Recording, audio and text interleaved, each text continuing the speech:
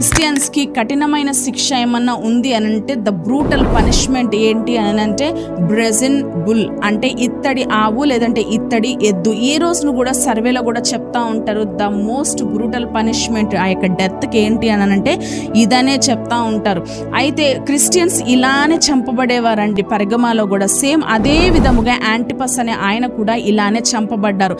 అయితే ఈ యొక్క యాంటిపస్ అనే ఆయన ఎందుకు చంపబడ్డారో చెప్పిన తర్వాత ఎలా చంపబడ్డారో చెప్పాలని ఆశపడతా ఉన్నాను.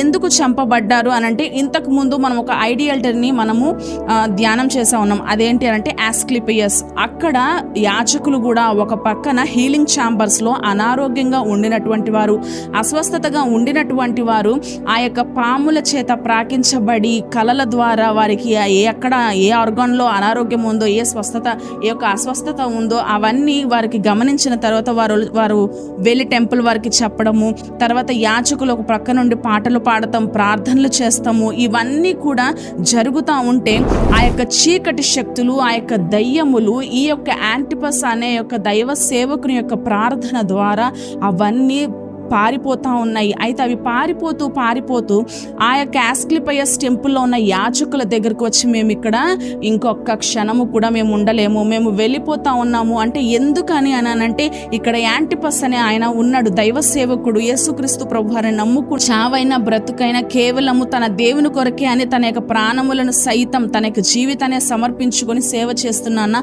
ఆ యొక్క దైవ సేవకుడు ప్రార్థన చేస్తూ ఉంటే మాకు మంటలు వస్తూ ఉన్నాయి, మేము ఇక్కడ ఉండలేకపోతా ఉన్నాం, మేము వెళ్ళిపోతా ఉన్నామని చెప్పేసి అలా ఆ యొక్క చీకటి శక్తులు, ఆ యొక్క దయ్యములు, ఆ యొక్క ప్రతి అపవిత్రాత్మలు ప్రతి ఒక్కటి కూడా యాజకులకు యాంటిపయస్ను గురించి రిపోర్ట్ ఇచ్చి వెళ్ళిపోతాయి.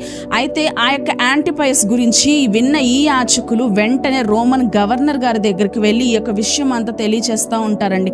విషయం అంతా తెలియచేసిన తరువాత రోమన్ గవర్నర్ గారు ఈ యొక్క యాంటిపయస్ని పిలిపిస్తారు. ఏంటి నువ్వు చేస్తా ఉంది, నువ్వు యేసుక్రీస్తు ప్రభువారిని విడిచిపెట్టే ఎంపరర్ని నీ దేవుడుగా కొలువు అని చెప్పినప్పుడు ఆయన ఏ మాత్రము కూడా వెనుకడుగు వేయకుండా నాకు ఇష్టం లేదు,